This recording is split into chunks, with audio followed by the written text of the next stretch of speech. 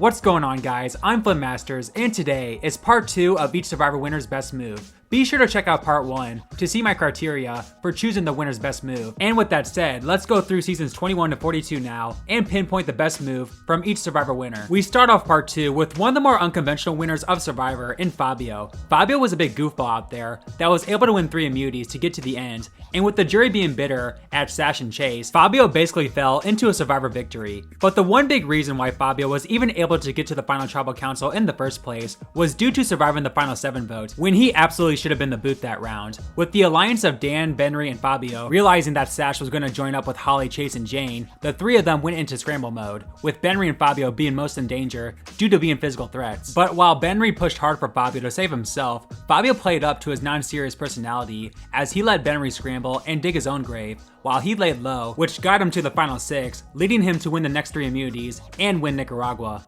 You know, I feel guilty for lying, but as long as it's not me going home next and everybody agrees that, you know, they'll vote off Fabio. So as long as I'm not going home tonight, you know, I'll do whatever it takes to stay here for one more night. I feel like just sitting back right now and being cool is part of it, you know? We'll see though, you know, it's hard to tell, and we'll see, man. 12th person voted out and the 6th member of our jury. Benry, need to bring me your torch. In part 1, when I talked about dominant winners, it was hard to pinpoint one specific move, as since their games were so dominant, there wasn't anything in particular that stood out. But Boston Rob absolutely had a signature move in Redemption Island. When Matt returned from RI, this gave Ometepe 7-5 numbers. Unfortunately for Rob, Matt made it clear that he was playing both sides, so, not willing to take any chances, Rob pulled off one of the most ruthless blindsides in Survivor history. Instead of letting Matt decide their fate, Rob campaigned to the Ometepe members that they put their 6 votes on Matt, and this did a couple things. 1, it took out the untrustworthy swing vote, and 2, by putting their votes on Matt, that would flush Zapatero's idol, as Ralph used it on Mike. So Rob entered this merge vote with some question marks, but he left it with the swing vote gone, the idol out of the game, and in complete control of Ometepe, who had the numbers. Absolutely genius. 8th person voted out of Survivor Redemption Island. Matt, need to bring me your torch.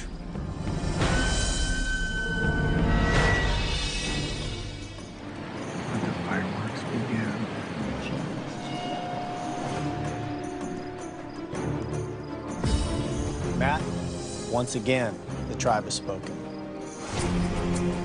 The best move that Sophie Clark made in South Pacific was actually not making a move at all. During the home stretch of South Pacific, Albert wanted to make a big move on the likes of Brandon and Coach, but Sophie convinced him to stay with the Apollo Alliance, even though that benefited her game as opposed to Albert. Sophie knew her path to victory wasn't sexy, but it was legit, as her best shot was going to the end with Coach, thinking he wouldn't be able to own up to his game at the final tribal council, and lo and behold, that's exactly what happened. Sure, Sophie could have teamed up with Albert and the outsiders such as Ozzy, Edna, and Cochran to make a big move, but Sophie was thinking big picture and wasn't about to let Big Move Ida stop her from winning $1 million.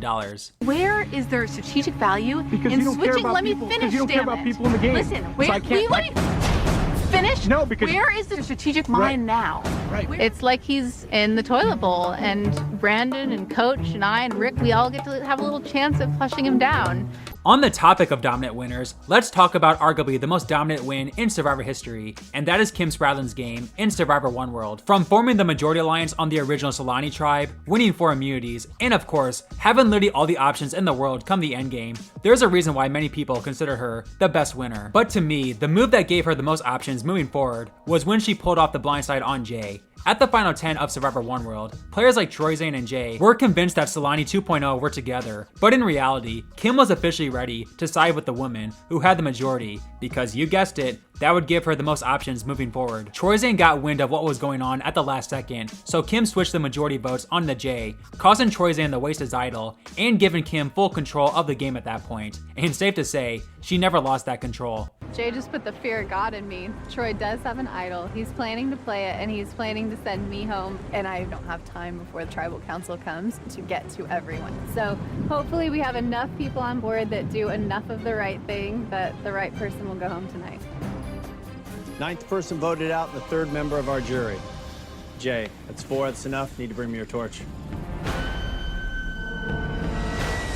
The earliest best move from a winner in Survivor comes from Denise Stapley, and her move is simple, forming a close bond with Malcolm. The two of them were the decision makers on Match Sing, and she was able to position herself so well in the pre-merge that despite Russell and Malcolm on paper being more prone to work with each other, they were the ones desperately hoping for Denise's vote at Match Sing's 4th Tribal Council. It's incredible that despite Match Sing being an absolute train wreck, Denise never found herself in danger, and that was thanks to her all-time great partnership with Malcolm. I just had this gut instinct about Malcolm. He's young, but he's wise. And instantly, we just clicked. And it was like, what are you feeling? Here's what I'm feeling. So as long as my alliance with Malcolm holds true, I'm good. Oh my God. We did just find a hidden immunity idol. But, you know, it was frustrating because if we're absorbed to the same tribe, great. We can figure out a way to use it to our advantage. If we're split, Malcolm's got the idol in his possession, and I'm on my own. For as much flack as Cochran gets for having an easy victory due to the circumstances of Caramoan, you have to respect how much he dominated the season, to the point where it's hard to believe that this was the same timid player from South Pacific. He won 4 individual challenges, dominated the entire game with Dawn, and pulled off big move after big move in the post-merge. But his best big move came at the final 6, with Eric and Brenda believing that the outsider Eddie was the easy vote, and Eddie's vote would be going on whoever. This gave the trio of Cochran, Dawn, and Sherry a chance to take out a bigger threat in Brenda in a 3-2-1 vote, and at Tribal, the plan goes to perfection. This was great for Cochran for a couple reasons, as Brenda was a much bigger jury threat than Eddie, and the best part was, this put all the heat on Dawn. Remember, Brenda helped find Dawn's teeth just a couple days prior, and she repaid her by stabbing Brenda in the back, something that Brenda and the jury could not forgive, ultimately leading to a unanimous victory for Cochran and the second perfect game in Survivor. Can I guess what your scenario is going to be? Sure. Blindside Brenda tonight. Yeah. Because she would never see it coming. I was already there. It is the perfect move because tonight is the perfect night to make it. If Brenda had one more day in this game, she could upset everything. There are only a few days left. She could go on a winning streak. She would win at the final Tribal Council. I'm making sure that doesn't happen. 15th person voted out and the 6th member of our jury. Brenda. I knew it. Need to bring me your torch. I was honest with you guys. I was genuine with you guys. Brenda, the tribe has spoken. Time for the go. It hurts. If you would have told me after Tyson's first 2 Survivor appearances that he would not only win Survivor, but do it in a dominant fashion, I would have called you crazy. Yes, he absolutely dominated Blood vs. Water, and the main reason for this was due to the move he orchestrated at the merge. The couples of Aris and Vetus plus Katie and Tina wanted to join forces with Tyson at the merge, but Tyson obviously realized he would be at the bottom of this couples alliance, so he instead rallied the singles together, plus Sierra and Laura, to gang up on the couples instead. This led to the blindside of Aris, and would be the catalyst for Tyson's dominant post-merge run in Blood vs. Water. But people like Aris. They do. That's the tricky part, when to dethrone King Aris. 8th person voted out of Survivor Blood versus Water. Aris. That's 5, that's enough. Need to bring me your torch. Well played, guys. Well played. Tony Vlachos now. Good God, I have to pick only one moment. I know a lot of people would say convincing Wu to take him to the final 2 is the highlight of his Cagayan game, and while Tony absolutely did a great job of politicking, I do think you have to factor in the kind of person Wu is, hence the reason why the poor guy was so easily manipulated by Tony. So to me, Tony's best move was what allowed him to dominate the post-merge, and that was manipulating the players into believing he had a super idol that he could use up until the final 4. This allowed Tony to maneuver his way through the game, flipping back and forth between alliances, as there was really not much the others could do if Tony truly did have a super idol. Simply a brilliant move on Tony's part, allowing him to play aggressively, which is when he's at his best, and for that matter, most entertaining. My bag of tricks is getting too heavy for me, so tonight it's gonna be out with the old, which I'm gonna get rid of tonight, and then it's gonna be in with the new, Jeff. New special one, right here.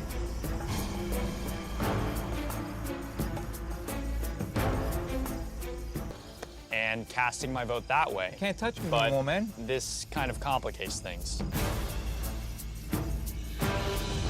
Between switching her vote from Keep to Alec and lying about it, orchestrating the blindside of John, To the infamous idol play on Jacqueline at the final 5, Natalie's endgame in San Juan del Sur is iconic, but out of those 3, I do think her best move was that idol play, just for the pure dominance shown in front of everyone. After Jacqueline's future husband was blindsided by Natalie, Natalie was still able to convince her to write down Baylor's name at the very next tribal. Remember, Jacqueline could have easily wrote down Natalie's name, which means Natalie would have been sent home on the revote. The fact that she controlled Jacqueline this much and showed her control in front of the entire jury sums up Natalie's dominant endgame in San Juan del Sur.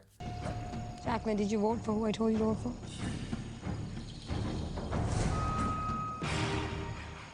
I'm playing this for Jack. Okay.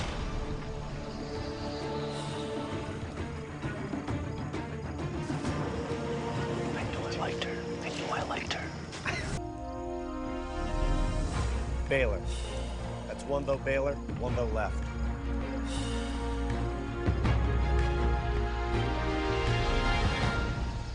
The 13th person voted out and the 7th member of our jury. Baylor, need to bring me your torch.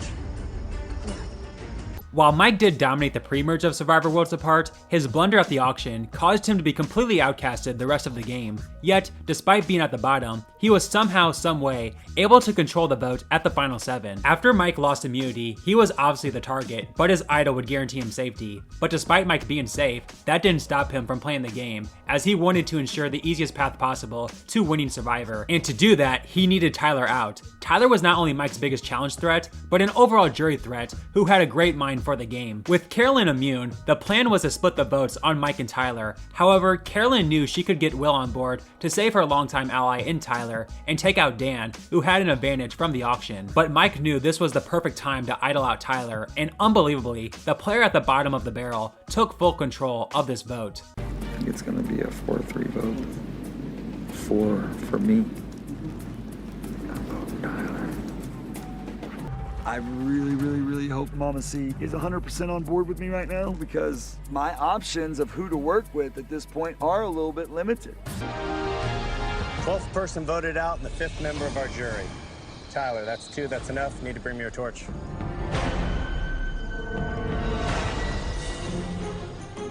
While Jeremy did popularize the meat shield strategy, a strategy that has been massively used in the 30s, his best move of Cambodia was saving one of his shields, the brain shield in Fishback. At the final 10, the target for the majority was Fishback, as he was becoming too big of a threat, especially after he orchestrated the Kelly blindside at the previous tribal. But not wanting to lose that shield and ally, Jeremy played one of his idols for Fishback, neglecting the majority votes and sending Sierra to the jury. And yes, you could call this overrated since Fishback was taken out next, but again, that's the whole point of the meat shield strategy. Despite Jeremy being the one to make the big move, Fishback was still the bigger target in front of him. This also showed Jeremy's allies that they could trust him 100%. So by pulling off this move, Jeremy kept shields in front of him, proved his loyalty, and of course, #big move.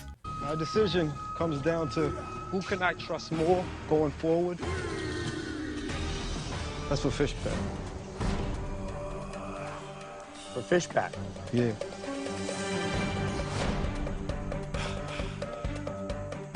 Thank you. 10th person voted out and the 4th member of our jury. Sierra, need to bring me a torch? Well played.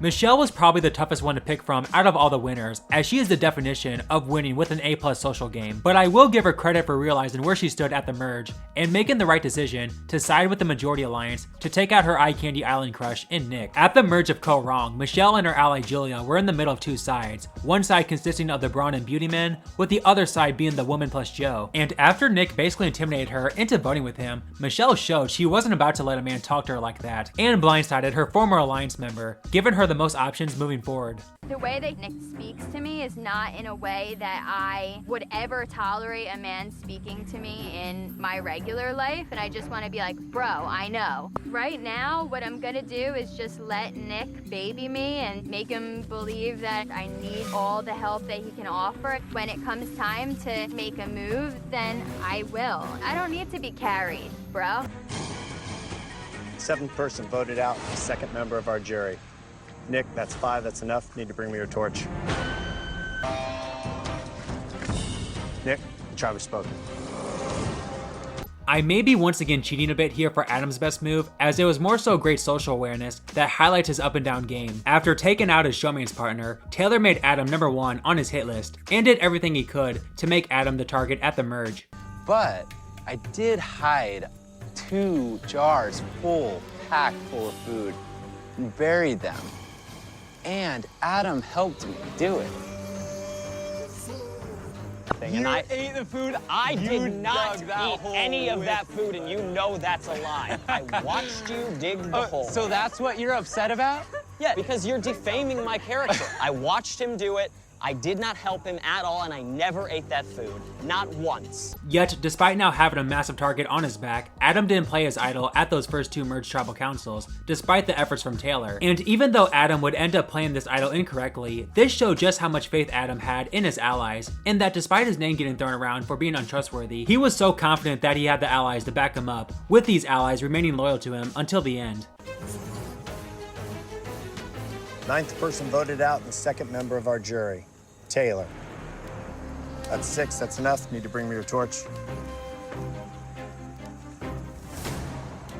On to Sarah Lucina. Okay, yes, Sarah isn't the most entertaining winner ever, but she's an absolutely dominant winner, and we all know what her best move is. Sierra Dawn Thomas admitted to Sarah that if she were to get voted out, she would give the legacy advantage to her. With that in mind, Sarah orchestrated her blindside, but made sure to look completely shocked while Sierra was on her way out. 12th person voted out and the 5th member of our jury, Sierra. Need to bring me your torch? Sierra, the tribe has spoken. Time for you to go. Yep. It's a privilege, guys. This is a very hard decision. I hope you didn't vote for me tonight, but I will be giving it to Sarah. She was honest with me and real with me out here and deserves to win this game. So I hope Sarah gets to use it at 6 and makes a huge move with it. I'm actually not going to BS a Ben moment here, as I think people forget just how well he played up until the idol finds and forced fire making challenge. He was the figurehead on the original Heroes tribe and was in a swing vote spot at the merge. After originally joining up with the majority to take down the Healers Alliance, Ben pulled off some great gameplay at the final 9 and 8. At the final 9, everyone saw just how close JP, Chrissy, and Ryan were and planned to take them out. However, Ben voted along with the trio to make it seem like he had no idea of JP's blindside that night. So with Ryan and Chrissy thinking Ben was with them, Ben was able to play both sides and ultimately be the one to convince the two to come back into the majority to blindside Joe the very next round. Simply fantastic game awareness and acting skills displayed by Ben here, and it's a shame some people forget just how well he played up until the end stretch of HHH. This whole act that I'm putting on out here, it is a little exhausting, but it's for a good cause to this point. So I just need to get through one more tribal and play the poor me, why me, oh me card. Whatever happens, it's been a pleasure. Yeah, I still have an idol, but I don't feel I need to play it. And for tonight to actually happen the way it's supposed to happen, put a sucker in my hand and a balloon in the other, and I'll be sitting there like a little kid in a candy store, just watching Joe get his torch snuffed. Joe, the tribe has spoken. When it comes to Wendell's game, there's always an asterisk by it, as he simply wouldn't have dominated Ghost Island without Dom, and vice versa. But Wendell's best move in Ghost Island is the move that secured him Laurel's $1 million vote. After he won the Final 5 immunity, he still had a decision to make, and that was what to do with his idol. He ended up playing it for Laurel. At the time, he did this in hopes of Laurel protecting him in case she won the final immunity challenge, but it turns out this would end up being a $1 million act of friendship from Wendell. So, Laurel, I want to play this for you. This might not be a smart strategic move, but I'm standing by you, and I appreciate all that you have done for me and our alliance. So, this is for you. Oh. Thank you. The winner of Survivor Ghost Island, Wendell.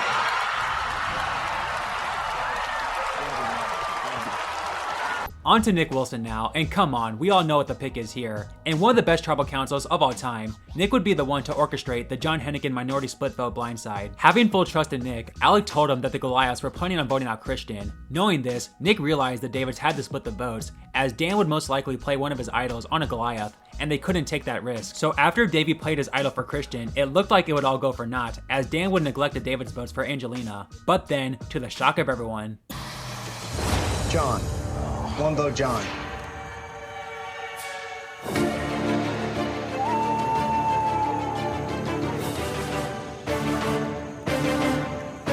Ninth person voted out and the second member of our jury. John. That's two, that's enough. Need to bring me a torch.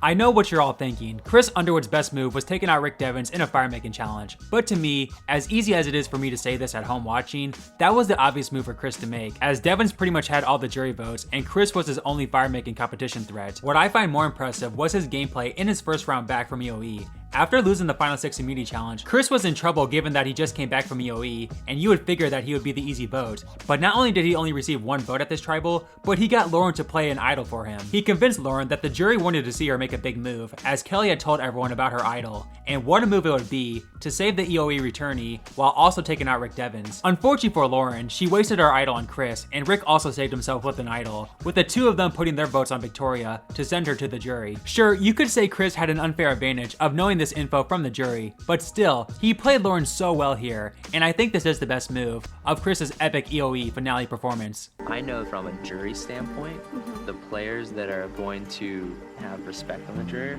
are ones that like made moves. Yeah. Lauren has to play her idol correctly, either for herself or for someone else to have a big enough move. I knew you knew. It's a little broken because I've had it since like day 2, but I'd like to play this for Chris, please.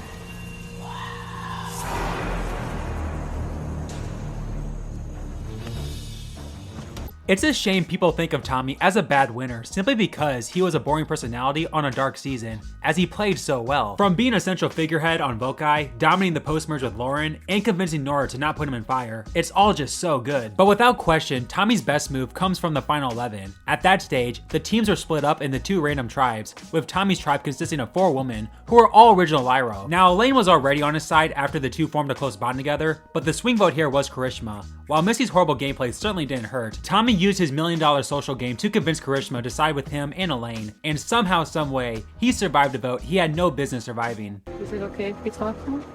Sure. Missy hasn't been really nice to Karishma. I view her as a person and not as a goat. She does get bullied on this island, and I didn't have the easiest childhood with that. So Karishma, I hope she realizes that I actually care about her and want to work with her. Besides, Missy never wanted to play with you before this vote. 11th person voted out and the 5th member of our jury. Missy.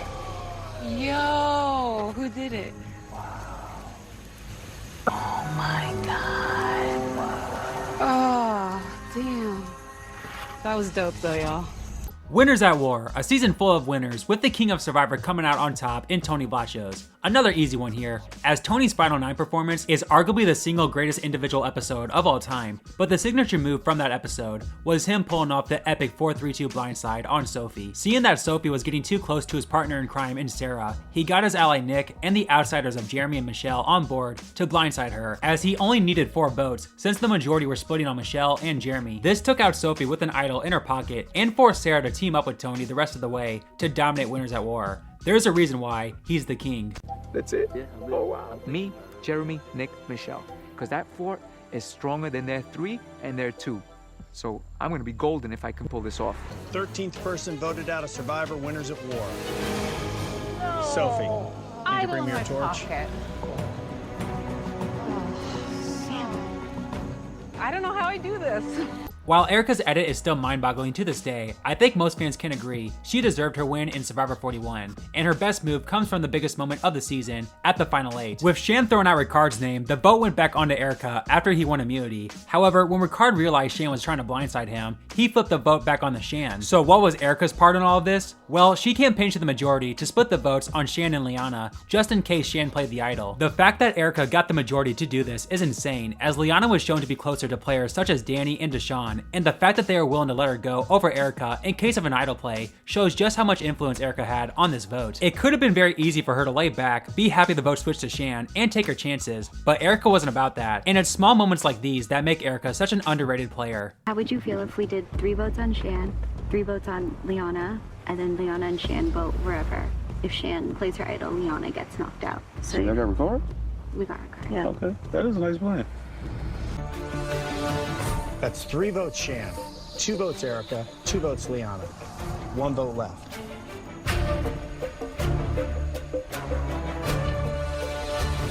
Liana. We're tied. Liana with 3 votes, Shan with 3 votes. 11th person voted out and the 4th member of our jury, Yeah. Shan. That was good. Shan, Mhm. Tribe spoken. We end off with the most recent winner's best move, and come on, we all know what it is. Despite being completely over the top and appearing to just be a player out on Survivor to have fun, Maryanne proved she was ready to play at the final 6. Realizing Omar was the biggest threat in the game, she used her extra vote to get Romeo on board to blindside Omar, all while convincing Jonathan and Mike to split the votes on Romeo just in case of an idol. Not only was this such a great move in general, but it's a move that basically guaranteed Maryanne a spot into the final 3 due to her endgame options. Who would have thought this sweet girl could pull off such a great move? 13th person voted out and the 6th member of our jury, Omar. Wow, good job. I'm sorry. Good job, brother. Thank you guys for watching part 2 of each winner's best move in Survivor, and again, check out part 1 if you haven't already. If you like these videos, then be sure to smash that like and subscribe button, and let me know in the comments if you would have chosen anything different. With all that said, take care everyone, and I'll see you next time.